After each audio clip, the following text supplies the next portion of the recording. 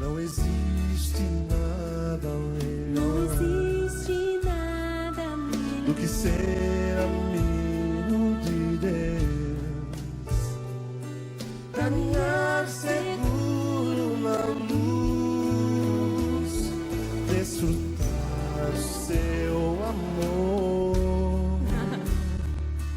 ter a paz no coração, viver sempre com comunhão e assim perceber. Boa tarde, meus queridos netinhos, amigos, ouvintes. Hoje é um dia especial. Estou contente porque quem vai nos ajudar aqui na leitura bíblica é a Teteca, Estela. É ela quem vai ler o texto para a nossa meditação semanal, ok? Ela vai ler o texto que está registrado em Lucas 21, capítulo 21, de 1 até 4, e que nos conta a história de uma viúva pobre, que faz uma oferta para os pobres, no templo ali de Jerusalém. Esse texto vocês irão encontrar também no Evangelho de segundo Marcos, ok? Capítulo 12. Vamos ouvir o que a Teteca tem para nos dizer. E assim, estando Jesus no templo, observava os ricos depositarem suas contribuições na caixa de ofertas.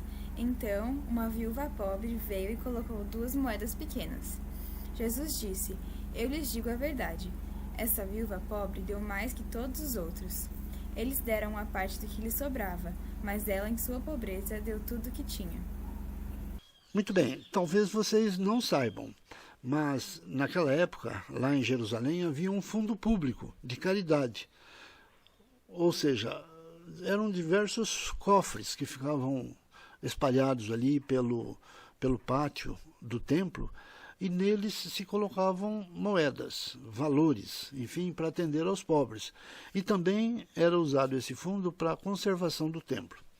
Eram diversas caixas de esmola, e esses fundos atendiam às necessidades mais urgentes, mais prementes dos pobres, e também outras obras de caridade, ok?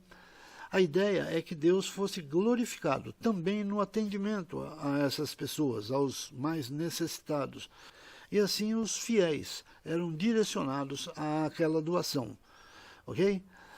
Muito bem. O entendimento geral era que as ofertas deveriam ser feitas conforme a prosperidade de cada um, conforme os bens que cada um tivesse. Jesus estava ali no pátio, num determinado instante, e prestava atenção às pessoas, conforme elas iam ofertando, observando como é que elas lançavam suas ofertas na caixa.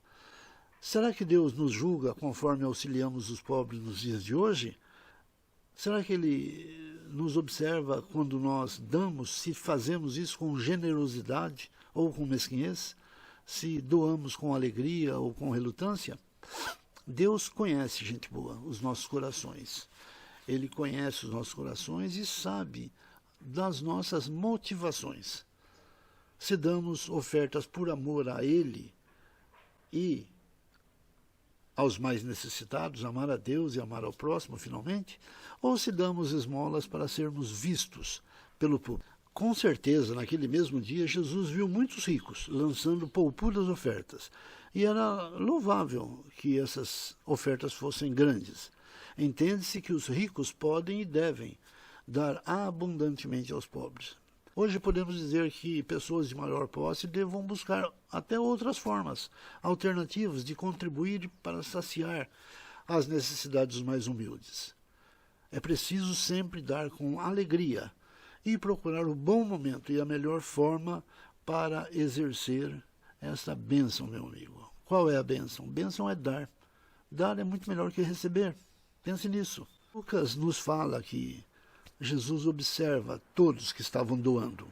E naquele ambiente havia ali uma mulher muito pobre, viúva. Uma viúva que ofertou 2 moedinhas, que valiam quase nada, alguns vinténs.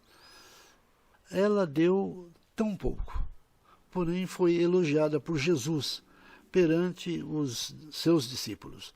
Jesus disse a eles que ela mal podia dispor daquilo que ela dera, pois ela não tinha quase nada para se manter. Tudo que tinha em sua pobreza, ela ofertou. Ela ofertou tudo que tinha. Ela se condoeu de pessoas tão pobres quanto ela e busca ajudá-los nas suas necessidades, considerando as suas possibilidades. Ela põe em prática o seu amor para com seus próximos e o faz com alegria. A pergunta é por que ela daria a oferta, se mal tinha para si mesma? A resposta é o amor. Difícil é encontrar alguma pessoa hoje disposta a agir assim como ela agiu. Ela nos ensina, finalmente, que aquele que tem pouco deve tirar sua oferta do pouco que tem. Aqui eu aprendo que precisamos nos esforçar para ofertar para a glória de Deus. Precisamos negar a nós mesmos, para não negar amor aos pobres. Devemos negar a nós não apenas o supérfluo, ou aquilo que nos sobra das nossas posses, mas é preciso que nos privemos de bens para suprir a necessidade de outros. Nós honramos ao Senhor Deus quando damos não só conforme as nossas possibilidades, mas acima delas. A atitude digna é aquela praticada quando, com alegria e desprendimento, provemos para outros, tirando das provisões que seriam usadas para nós mesmos. Jesus tem os olhos em nós, seja quando nós nos dispomos a dar aos pobres ou quando nós retemos. Aquela pobre viúva foi observada por Jesus. Ela doou do pouco que tinha ao tesouro. Foi percebida por Jesus, não é verdade? Eram apenas 2 insignificantes moedas, mas recebeu elogios de Cristo, que a enalteceu por sua caridade, por uma caridade superior àquela dos ricos, que depositavam no cofre grandes somas de dinheiro e de bens. Percebam que aquilo que é doado para a propagação do Evangelho, para a educação de crianças e jovens e para ajudar as pessoas humildes, pobres, ela é doado como ofertas a Deus e será aceito e recompensado. Eu vou apresentar para vocês alguns ministérios que carecem de ajuda, que vocês poderão ajudar. Se você quiser usar de criatividade para se juntar às ofertas, use o programa Nota Fiscal Paulista. Simples assim. Alguns outros estados têm programas similares e você, sem tirar dinheiro do bolso, faz oferta. Outra forma é fazer um Pix para entidades reconhecidamente sérias. Eu vou apresentar para vocês algumas delas, tá ok? Vamos lá, e vou colocar na tela o endereço. A primeira organização que eu recomendo é a Vinde Meninos. Vinde Meninos está ligada à organização Palavra da Vida, aqui em Atibaia. E ela cuida de crianças. O trabalho dela é cuidar de crianças em situação de vulnerabilidade. E ela prega o Evangelho para essas pessoas, para essas crianças. Muito bem. Uma outra instituição, o Instituto Água Viva. Também está aí o site. Desde 2015, o Instituto Água Viva atua como agente de transformação social no sertão nordestino, alcançando comunidades pobres nos estados da Bahia, Piauí, Paraíba e Pernambuco. A AMES é constituída de líderes missionários e voluntários que entendem o propósito e o chamado por missões.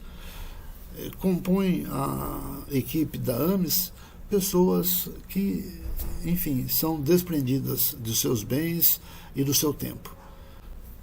Colabore com eles. Eles são pessoas que sonham junto a nós os sonhos de Deus e ousam dar passos maiores para o crescimento e desenvolvimento de ideias promissoras. Recomece outra organização, organização que está ali na região da Grande São Paulo, e que acolhe e cuida de pessoas em situação de rua.